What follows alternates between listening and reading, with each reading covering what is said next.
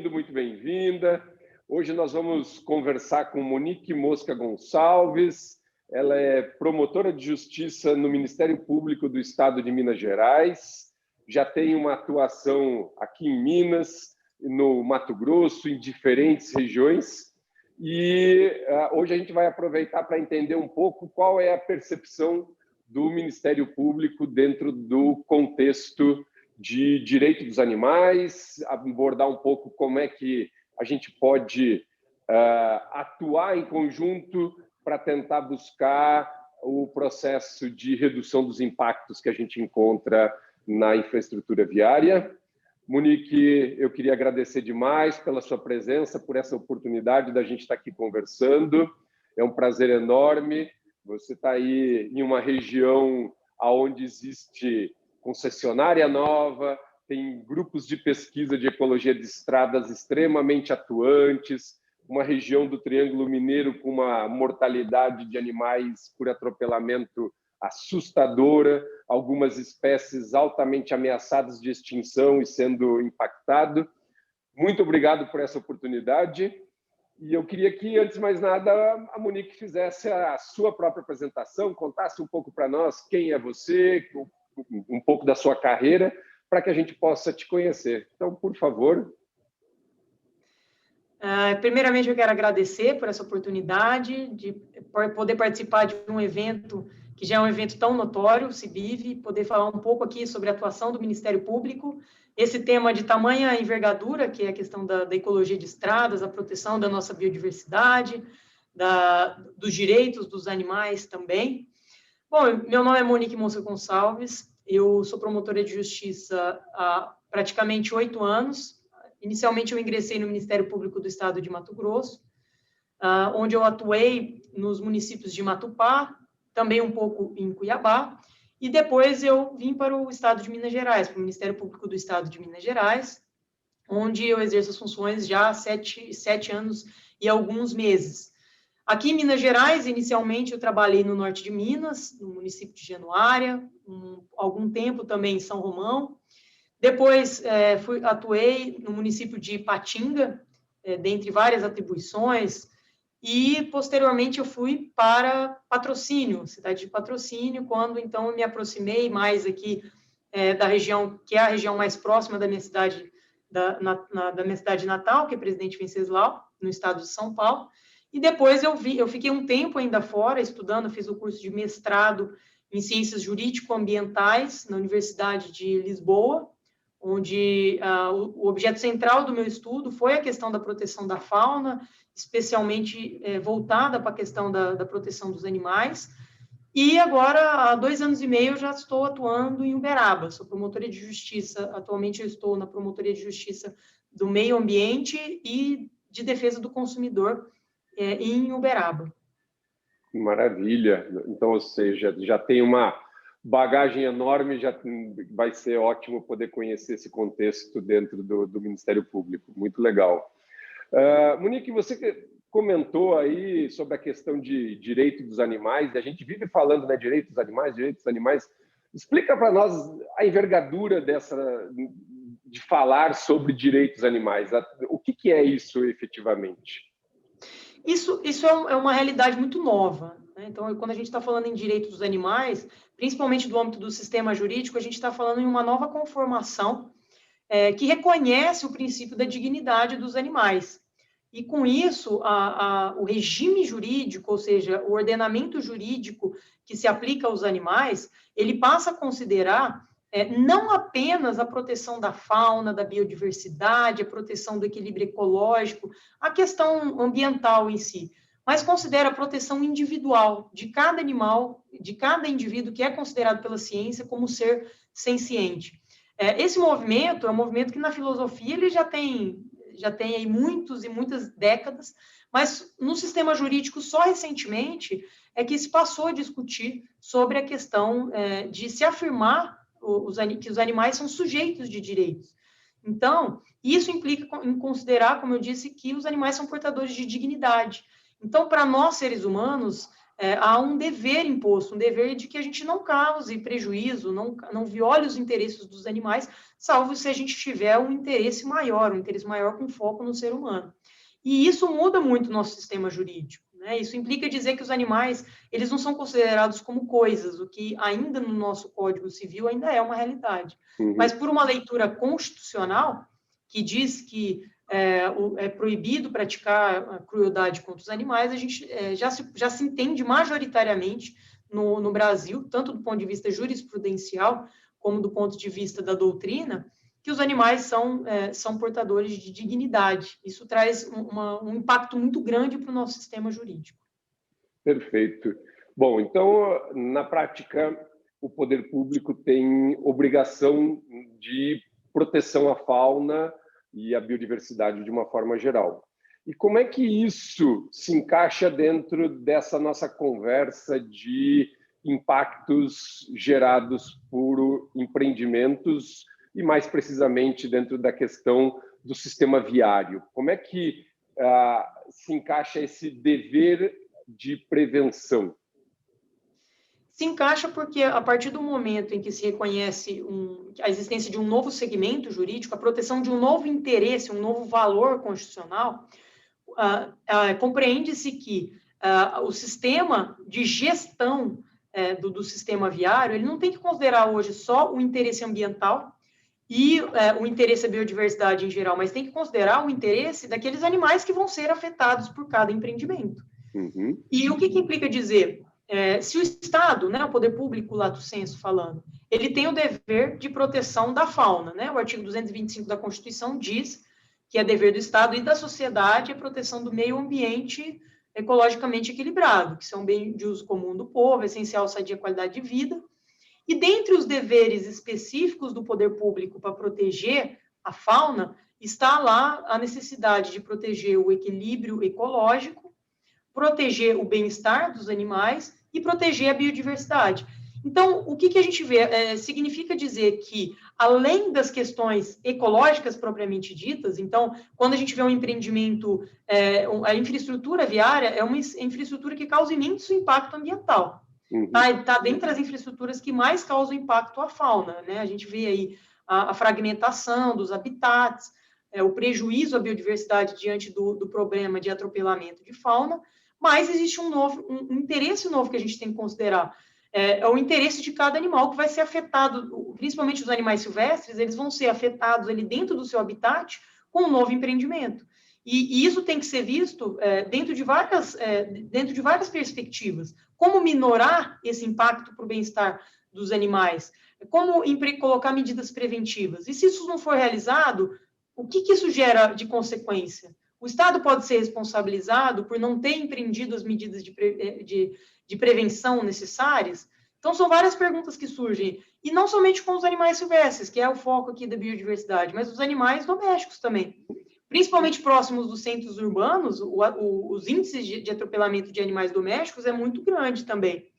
E aí eu te pergunto, será que o Estado tem que ter, então, além dos CETAS, toda aquela infraestrutura para acolher animais silvestres que foram atropelados, será que ele também não tem que ter uma estrutura de acolhimento para animais domésticos atropelados? Uhum.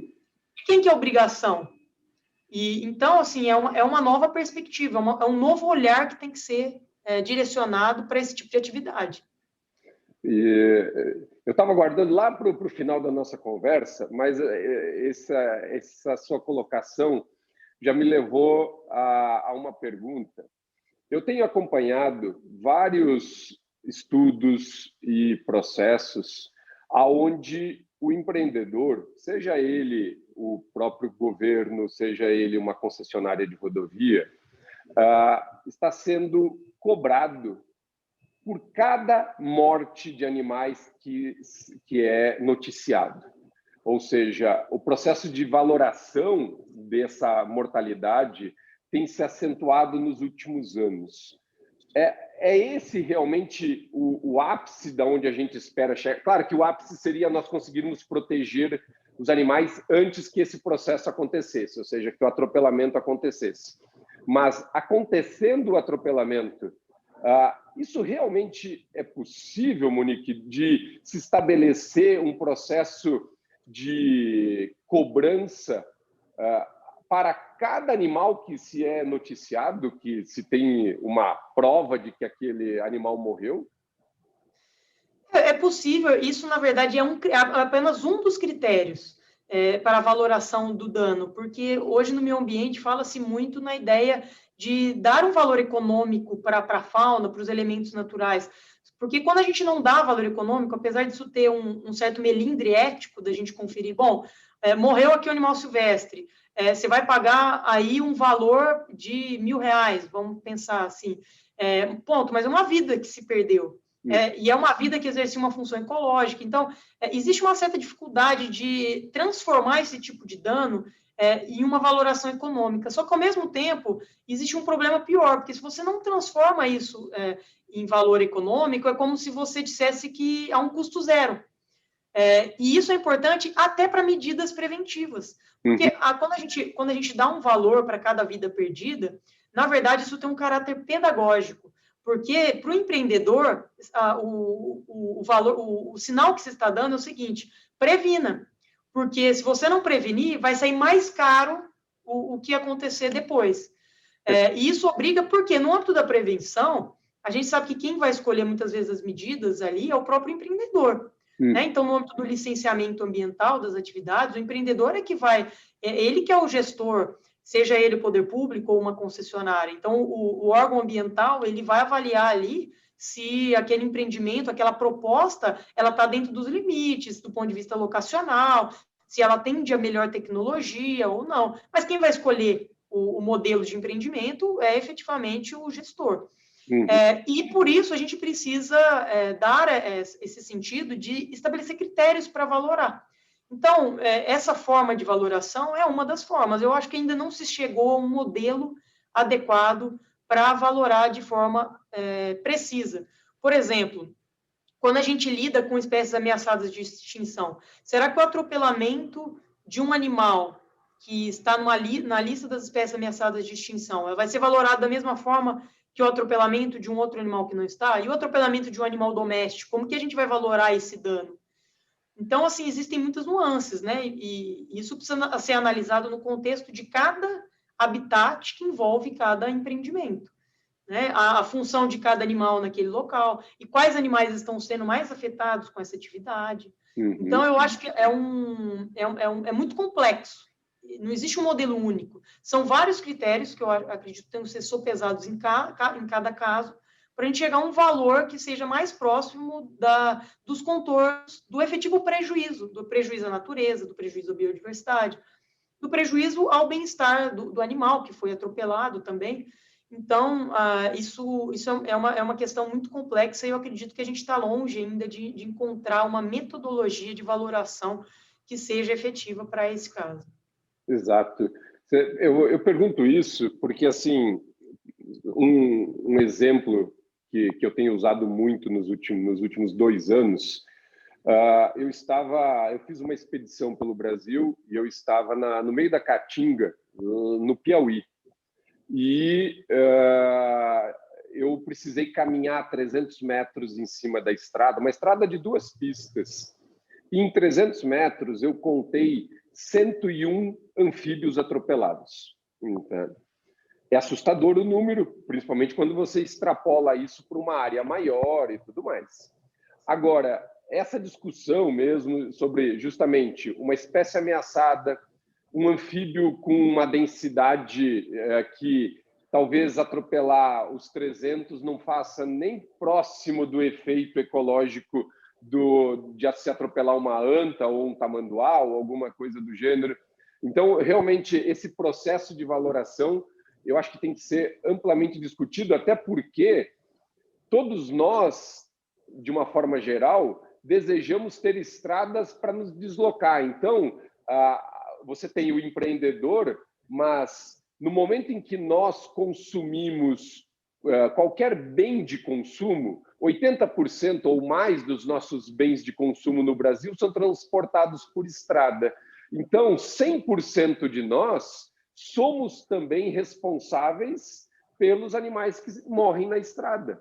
Então, simplesmente valorar e cobrar de um empreendedor essa, com certeza, impossibilidade de proteger 100% dos animais, porque é humanamente impossível se fazer isso, se torna inviável a própria existência da estrada, propriamente dito. Então, é um processo realmente muito difícil de se estabelecer, né? Mas, assim, eu acho que tem que ser... o que foi dito sobre que é uma forma de você incentivar o empreendedor a ele reverter esse custo para minimização do atropelamento é uma estratégia muito boa, na verdade.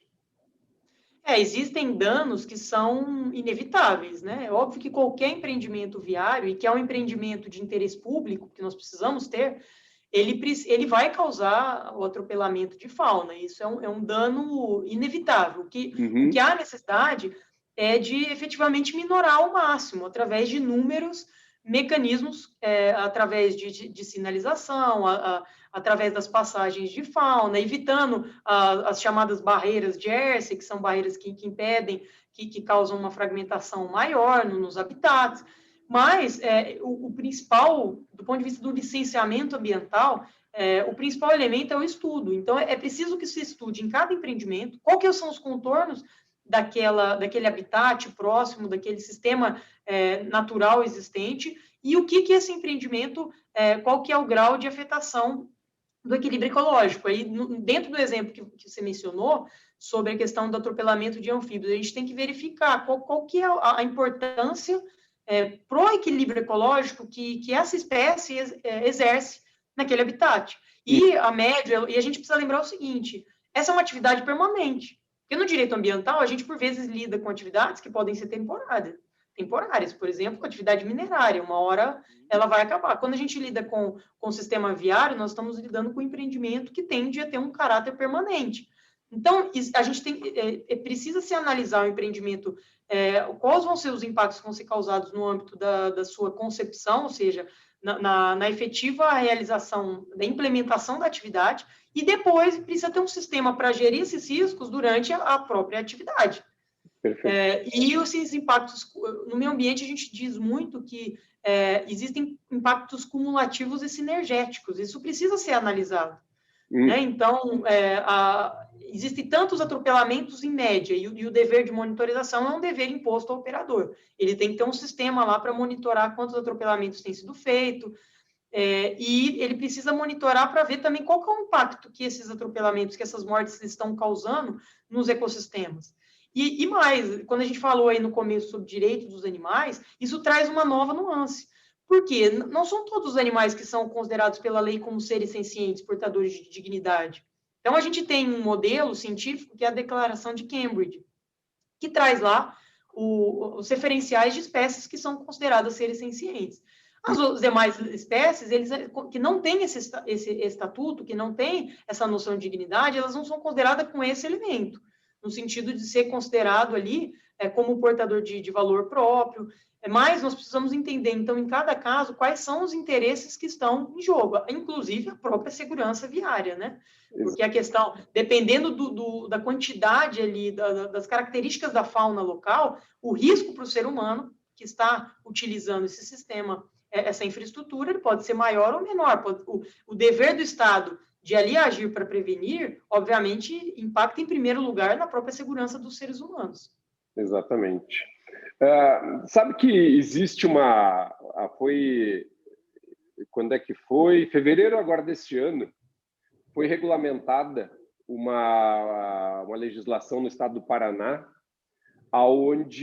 que, para mim, em termos de monitoramento e protocolo de coleta de dados e tomada de decisão em termos de minimização de impactos, é um dos melhores que nós temos, ou talvez o melhor que a gente tem no Brasil hoje.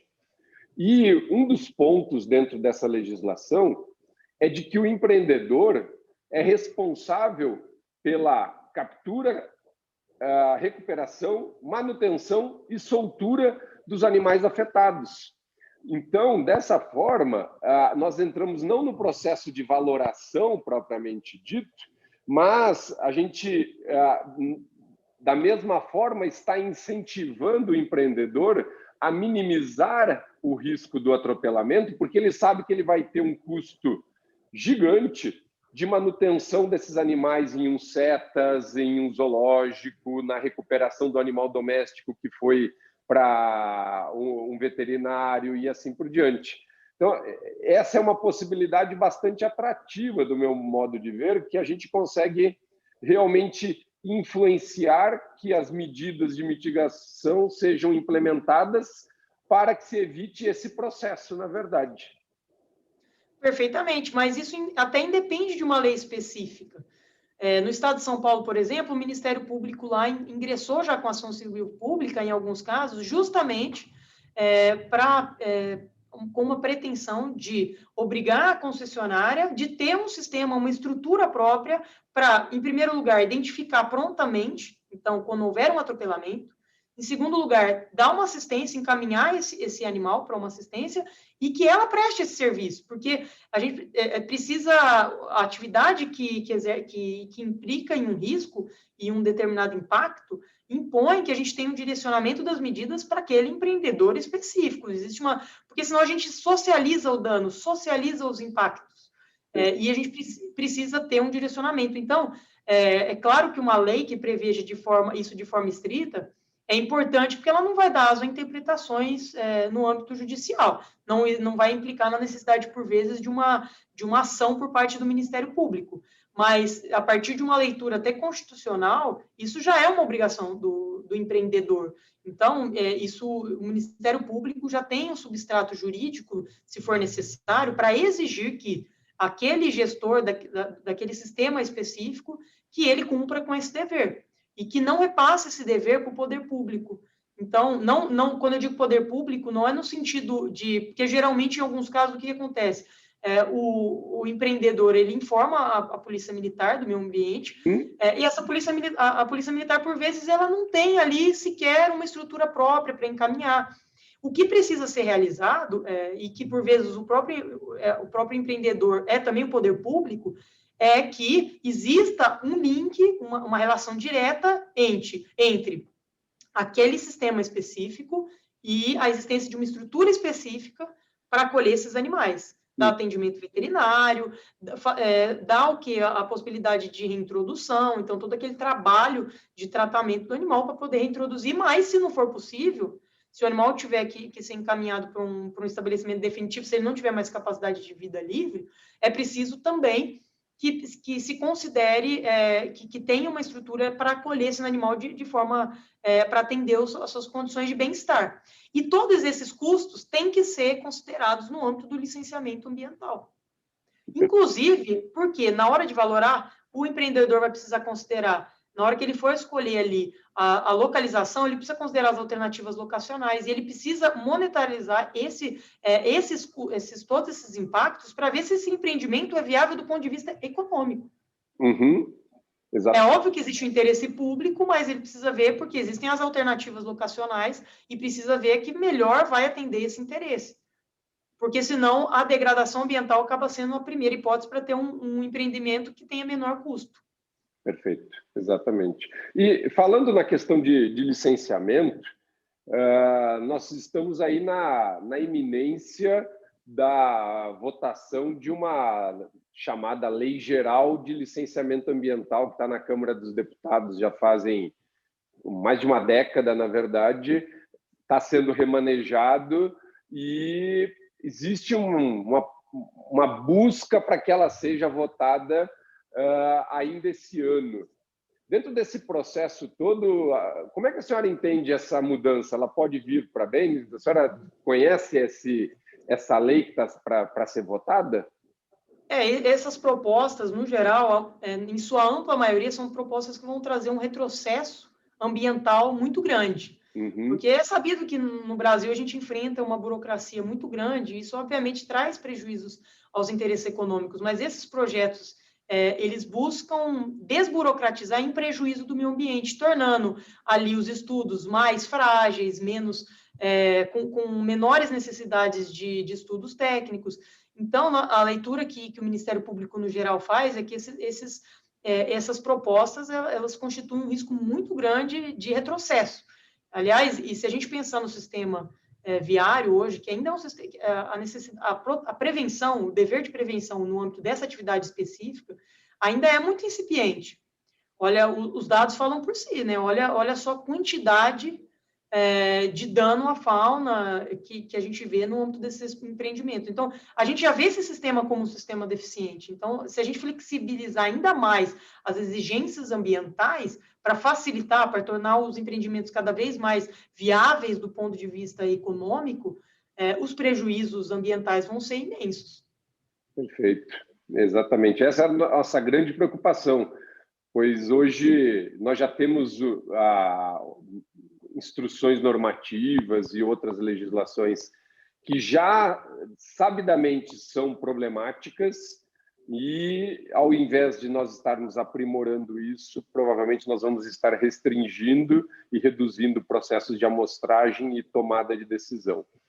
Eu tenho conversado bastante com o pessoal do próprio governo federal, o pessoal que atua junto do Ministério da Infraestrutura, do PPI, de vários lugares, e eles são, por um lado, fervorosos defensores de mudanças dentro desse processo, e aí existe uma dicotomia nessa discussão, porque, assim, hoje, o que se cobra para se fazer um licenciamento ambiental, por exemplo, de uma rodovia, são algumas amostragens de curto período de tempo e que, obviamente, a gente sabe que elas não representam a realidade do impacto. Elas estão, na verdade, é uma fotografia estanque desse processo, mas elas estão longe de representar a realidade do impacto. Por outro lado, hoje existe grandes bancos de dados, nós estamos na era aí da inteligência artificial, de data science e tudo mais. Então, assim, até que ponto nós podemos aprimorar essa nova legislação trabalhando com dados já existentes, ao invés da gente, na verdade, precisar de novos dados que a gente sabe que são precários, na verdade. Eu acho que essa é uma discussão que a gente deveria estar aprimorando dentro do processo de licenciamento ambiental, e isso muitas vezes gera um receio muito grande, principalmente do segmento ambiental. Nós não vamos para campo tanto para ver os animais atropelados, mas já existe um grande volume de informação sobre animais atropelados. A senhora tem alguma opinião a respeito disso? Olha, particularmente sobre a política ambiental atual, o grande problema é encarar o meio ambiente como um inimigo da economia, o que não é. O que a gente sabe hoje é que tem se valorizado muito o modelo de economia verde. Então, o meio ambiente, cada vez mais, ele ganha valor econômico no âmbito das atividades econômicas. Só que esse modelo ele não foi implementado no Brasil, e o governo atual ele tem ido por uma ideia de enfrentamento, ou seja, de considerar o meio ambiente aí como um inimigo do desenvolvimento econômico. E isso é uma visão muito simplista e uma visão de curto prazo. Porque se a gente simplificar as obrigações do licenciamento ambiental, a curto prazo, é óbvio que isso vai causar uma flexibilização nas regras, vai facilitar aí, do ponto de vista do desenvolvimento econômico, a curto prazo, e isso vai ter esse efeito imediato. Agora, imagine o dano ambiental de médio e longo prazo. E quando a gente fala de meio ambiente, de fauna, a gente está falando em proteção às gerações futuras. A gente está falando em proteção à própria vida humana no planeta, porque a gente está vendo, a gente está sentindo hoje os grandes impactos, as queimadas, isso é fruto da degradação ambiental. Então, eu acho que esse aspecto tecnológico, ele vem muito de forma para dar um elemento muito importante na hora de buscar informação, porque ao mesmo tempo em que a gente precisa ter um cuidado muito grande na avaliação, então, hoje a informação é o principal elemento para a gente conseguir gerir os riscos ambientais de forma adequada. Faltam meios de informação fidedignos e de informação disponível, confiável. Então, desse ponto de vista do investimento tecnológico, eu acredito que pode ser um grande aliado, né? Vide o INPE aí, que tem trabalhado com vários tipos de dados e que tem facilitado no âmbito dessas análises. Muito bem. E num ponto de vista bem prático, como é que a sociedade pode iniciar um processo de reparação a dano à fauna ou requerer que o Ministério Público intervenha através de uma exigência de medida de mitigação? Como é que funciona esse processo de alguém que deseja atuar como sociedade e pedir o apoio do Ministério Público? O Ministério Público, ele atua primeiramente no próprio licenciamento ambiental. Uhum. Então, o Ministério Público, ele deve fiscalizar ali para ver se, de fato, aquele empreendimento, aquela proposta, ela está sendo analisada, as medidas mitigadoras e compensatórias foram implementadas, se está sendo observada a melhor tecnologia disponível no âmbito dos impactos ambientais. Mas, superada essa primeira fase, é óbvio que falhas podem ocorrer, e mais, mesmo que o empreendimento que foi realizado, cujo licenciamento ambiental observou ali as melhores tecnologias, tudo foi feito observando a legislação, como eu disse, esse é um empreendimento de caráter permanente. Então, vamos dizer que aquelas medidas, aquelas condicionantes que foram impostas a uma determinada época, elas já não são suficientes, ou aquelas medidas preventivas que foram eleitas, elas não se mostraram eficientes. Isso pode implicar em responsabilidade, sim, daquele operador. E a sociedade pode buscar, através do Ministério Público, que vai instaurar um procedimento para investigar se, de fato, aquele empreendimento, na sua conformação atual, ele está cumprindo com um dever de prevenção de danos ambientais, de danos à fauna, de danos ao equilíbrio ecológico e de danos aos animais especificamente. Então, o Ministério Público vai atuar aí a fim de investigar e podendo fazer um termo de ajustamento de conduta ou, através de uma ação civil pública, buscar que sejam impostas medidas adicionais para esse empreendimento, se aquelas medidas que foram eleitas no âmbito do licenciamento ambiental, elas não forem suficientes, ou se o empreendedor não estiver cumprindo com as condicionantes, o que é muito mais grave, porque isso implica é considerado crime. Mas a sociedade pode buscar, sim, o Ministério Público, e hoje a gente tem tentado aí buscar, junto às ferramentas, inclusive tecnológicas, para avançar no âmbito da gestão desses riscos ambientais que têm causado danos muito grandes aos nossos ecossistemas. E nesses 8 anos de atuação, a senhora tem algum exemplo de atuação frente a questões de empreendimentos viários mesmo, rodovias, ferrovias, seja agora no Triângulo Mineiro, no Mato Grosso, que possa nos mostrar de um resultado que vocês obtiveram junto ao empreendedor? Olha, a CDF, que é a Coordenadoria Estadual de Defesa da Fauna, que é coordenada pela doutora Luciana Imaculada, existe um projeto que está sendo idealizado, uma ferramenta, mas, por hora, ainda a atuação é uma atuação setorial. Então, vou dar um exemplo aqui da atuação em Uberaba. Hoje, a gente atua aqui buscando estruturar os órgãos públicos, justamente por essa falta de estrutura própria ligada ao sistema viário. O que a gente tem? A gente tem uma atividade praticamente amadora no âmbito do atendimento, do socorro e da reabilitação desses animais. Então, aqueles empreendimentos, e agora que a gente está tendo mais concessões aqui em Minas, existem muitas rodovias federais aqui próximos também, o que acaba atraindo a competência da Justiça Federal, do Ministério Público Federal, mas a gente procura atuar buscando parcerias com instituições. Por exemplo, aqui a gente tem uma parceria com o HVU, que é o Hospital Veterinário do município. Então, através dessa parceria, são eles que dão esse atendimento veterinário.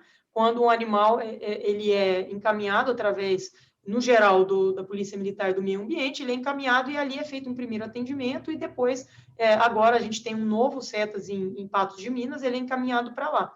Mas ainda não houve essa estruturação de forma específica para a atividade. Ou seja, esses impactos que a gente está tendo que lidar aqui de forma local, eles não foram considerados no âmbito do licenciamento ambiental de forma a imputar ao empreendedor a gestão desses riscos.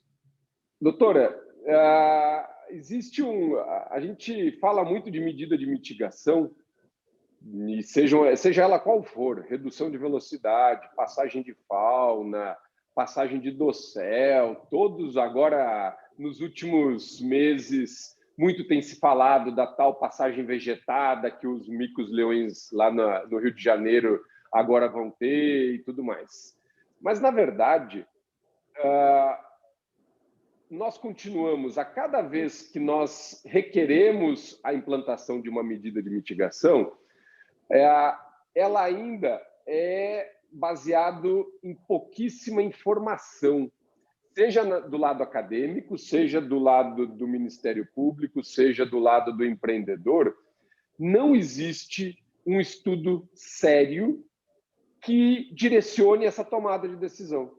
A senhora mesmo falou que a decisão final para uma tomada de decisão é do empreendedor, de uma forma geral. Ele que vai fazer essa tomada, se vai fazer uma passagem de tal tamanho e tudo mais.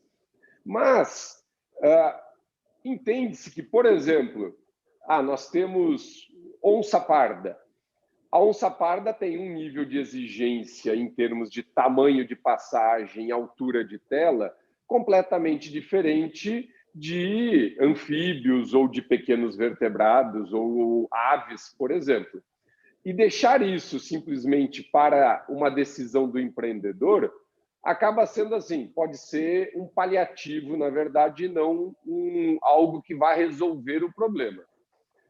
Então, eu entendo que existe uma carência de um estudo sério, que houvesse um consenso entre Ministério da Infraestrutura, DER, Ministério Público, academia, aonde existisse um protocolo básico do tipo, olha, se você quer proteger contra a capivara, o tamanho mínimo é esse, o tipo de altura da cerca tem que ser tanto, porque capivara não pula tanto, que seria relativamente simples de ser feito, mas isso não existe. E aí a gente acaba vendo barbaridades em termos de implantação de medida de mitigação. Como é que nós poderíamos pensar algo para que nós tivéssemos um documento? Como é que isso poderia acontecer dentro desse processo de busca de mitigação dos impactos? A senhora tem alguma ideia? Em primeiro lugar, a gente precisa considerar o seguinte: o Brasil ele tem uma diversidade de ecossistemas que é único, né? O Brasil é detentor da maior mega diversidade do mundo. Sim. Então, é difícil a gente tentar comparar o Brasil com qualquer outro país para tentar buscar algum modelo nesse sentido. E esses estudos eles têm que ser realizados de acordo com as características de cada ecossistema, de cada empreendimento. E talvez faltem mais ferramentas para analisar, porque quando a gente fala em gestão de riscos ambientais é uma tarefa do Estado, lato sensu. E quando o Estado vai cumprir com essa tarefa, o primeiro ponto que ele tem que analisar é definir se aquele risco ambiental representado por aquela atividade, se ele é um risco tolerável ou intolerável. Isso por quê? Porque existem ecossistemas que ou já estão demasiadamente em risco, ou pelo grau de sua relevância, não podem permitir que se estabeleça um empreendimento viário naquele local. Porque o dano que vai ser praticado é um dano que não pode ser aceitado, é um dano irreversível. Então, o benefício a ser trazido aí ele vai ser muito menor do que os riscos. Talvez falte essa ferramenta para analisar. Em segundo ponto, então, tem que ser analisado. Eu acredito que esses estudos têm que ser realizados de forma setorial. Temos que buscar ferramentas no âmbito da busca de informação por estabelecimentos conceituados, né, que tenham essas informações referentes a cada ecossistema que existe e a cada localidade. Nós não temos esses estudos realmente. Na verdade, é que cada sistema, cada local, cada infraestrutura que é implementada, os danos, os impactos vão sendo descobertos ao longo do tempo. Né? Isso, obviamente, em prejuízo do equilíbrio ecológico. É que eu vejo assim, que hoje já se sabe que existem pelo Brasil provavelmente quase que 1.000 passagens de fauna espalhadas pelo Brasil, das diferentes formatos, ou mais, provavelmente. Acredito eu que até mais do que isso. E aí, nós continuamos a implantar medidas, mas o nível de eficiência dessas medidas é que não é avaliado. E o que acontece é que se criou uma coisa assim, eu escuto muitas vezes a sociedade ver um animal atropelado e começa a brigar porque ela quer uma passagem de fauna naquele ponto. Aí ela aciona o Ministério Público e se busca uma reparação de dano e realmente a valoração, se aquela passagem realmente é necessária naquele ponto, ainda é muito vazia. Faltam estudos para que você possa informar até que ponto que se investir 400 mil, 500 mil, 1 milhão em uma passagem naquele local é melhor do que a gente investir em pesquisa na viabilidade de população em uma outra região mais preservada no final. Eu tenho um exemplo que para mim foi muito marcante. Um dia eu fui convidado a dar um parecer em um conjunto de medidas de mitigação em uma unidade de conservação. Aí cheguei lá e as medidas estavam muito ruins, muito ruins. Algumas tinham passagem de fauna que não ligava nada a lugar nenhum. Elas seriam completamente inoperantes. E eu falei, olha, isso aqui não vai adiantar nada. Aí, na semana seguinte, por coincidência, eu encontrei com a equipe do órgão licenciador que estava determinando o posicionamento daquelas medidas. E eu questionei eles. Eu falei assim, poxa vida, gente, por que gastar dinheiro em botar aquelas medidas lá? Elas não vão resolver. E a resposta que eu obtive para isso foi assustadora, de que as pessoas estavam fazendo isso pelo princípio da precaução. E eu falei assim, olha, eu não conheço qual é esse princípio para a medida de mitigação, me explica. E a explicação foi que as pessoas pediam, então o órgão licenciador pedia a instalação da medida de mitigação, porque caso algum animal morresse, eles poderiam ser até acusados de serem incompetentes, mas eles não iam ser acusados de serem coniventes com o empreendedor.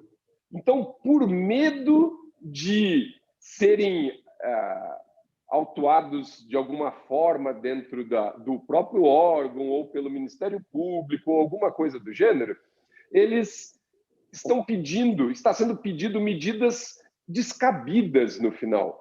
E isso é um problema, porque frente à sociedade, a sociedade percebe quando as medidas não são eficientes. Os bichos continuam morrendo,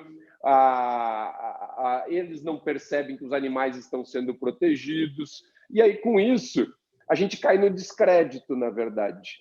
E isso se transforma numa bola de neve. Então, assim, eu vejo com muita preocupação essa coisa de qualquer lugar tem que se botar uma medida de mitigação quando não existe estudos, na verdade.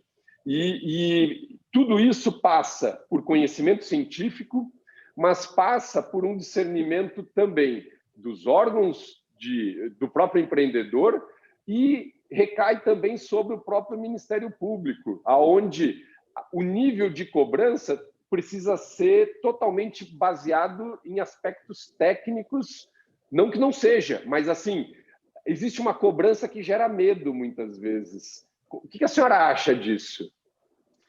Eu vejo dois problemas nesse aspecto em geral, nessa questão. O primeiro é um problema de eficiência, né? Então, é um dever do Estado, no âmbito das atividades administrativas, a eficiência.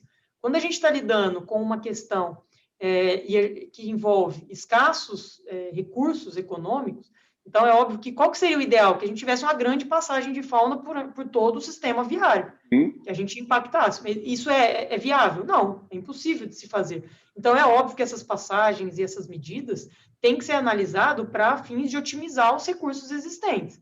Então, o primeiro momento, um primeiro ponto é a necessidade aí de efetivamente capacitar os órgãos públicos para fazer essas análises, principalmente do ponto de vista da competência, da qualidade técnica na hora de se analisar. Isso é uma dificuldade muito grande na hora de analisar, principalmente para capacitar os órgãos para questões específicas. Isso se aplica a todas as outras atividades que geram riscos ambientais. Mas eu vejo um outro aspecto muito importante ligado nessa questão, que é a questão da educação ambiental. O usuário pode cobrar muito do Estado, mas é necessário que os usuários tenham educação. Será que as medidas de sinalização elas são eficientes? Será que os usuários, efetivamente, quando eles veem uma placa de cuidado, eles freiam, eles cumprem com a sua parte da obrigação? Qual que será que é o maior, esses índices? Será que um pouco também não é culpa, não é responsabilidade desses usuários? Será que os usuários cumprem com o seu dever de informação quando eles atropelam, quando eles veem algum dano, algum animal específico no âmbito das rodovias? Será que eles efetivamente cumprem com o seu dever de contribuir com a segurança viária? Então, todas essas questões têm que ser analisadas, porque a educação ambiental ela é muito importante também para conseguir minimizar esses riscos. A senhora sabe que existem estudos que mostram que o uso de placa de sinalização gera um processo de redução de impacto menor do que 3%. Então, assim, com certeza, a sinalização ela pode ser informativa, pode até gerar uma empatia, mas em termos de mitigação de impacto, ela é nula. Ela praticamente não funciona, principalmente aquela plaquinha do cervo pulando, aquela ali, com certeza, ninguém nem repara nela, na verdade, né? Ninguém reduz 1 km/h por causa da presença dela. Quando se tem as imagens, aquelas mais informativas realmente, até se gera um nível de empatia maior com o processo. Mas, mesmo assim, isso é extremamente reduzido e aí a gente tem que realmente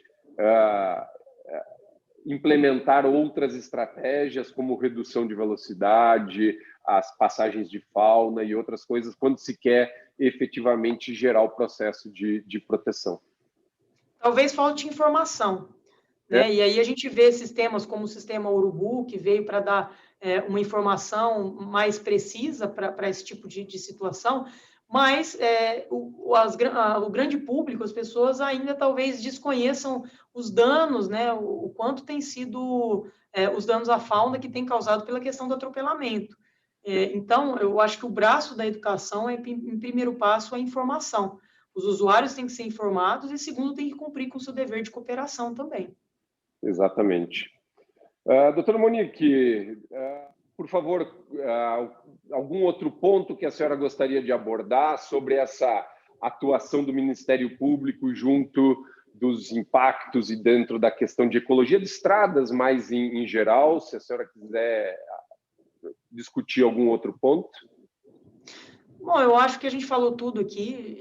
O Ministério Público do Estado de Minas Gerais, agora que está começando a atuar nesse sentido, no sentido de contribuir, né, e exigir do Estado que efetivamente cumpra com o seu dever de prevenção, que invista, que tenha investimento em tecnologias, a importância desses estudos. Então, nós precisamos ter ferramentas tecnológicas, nós precisamos ter pessoal habilitado no âmbito dos órgãos públicos para a gente conseguir minimizar esses índices de ineficiência e otimizar os recursos, porque, ainda mais agora, eu acredito que a gente vai viver ainda alguns anos com esse cenário de crise econômica, então nós precisamos otimizar cada vez os recursos para diminuir. A prevenção é o grande chave. Quando a gente fala em direito ambiental, em direito animal, nós estamos falando efetivamente em prevenção, e aí o sentido real da precaução que foi passado, ele foi passado no sentido equivocado. O sentido real da precaução é a gestão de riscos, né? Então, a necessidade de investir em conhecimento, e enquanto não tiver conhecimento, a necessidade de tomar medidas precaucionais para evitar a ocorrência desse dano. Lembrando que quando a gente lida com a questão ambiental, essa questão dos danos cumulativos, eles são muito grandes. Então, hoje nós já estamos vendo uma perda significativa de fauna, em razão do sistema viário como um todo. É uma das atividades que mais impactam nesse valor, sem dúvida alguma, e a gente precisa cada vez mais atentar. Então, ao invés da gente olhar para a parte econômica, para um efeito imediato, de curto prazo, que por vezes tem sido procurado, a gente precisa olhar para um futuro mais distante.